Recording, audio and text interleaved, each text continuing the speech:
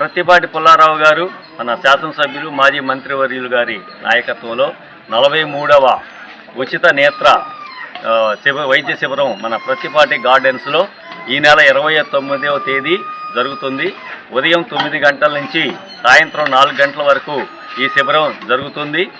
ఇక్కడికి అందరూ వచ్చి వైద్య పరీక్షలు చేయించుకోవచ్చు.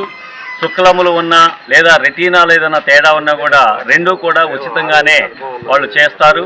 రెటీనా అనేది దాదాపు ₹1,00,000 ఖర్చు అవుతుంది. దాన్ని కూడా ఈ వైద్య శిబిరం ద్వారా ఉచితంగానే పొందవచ్చు.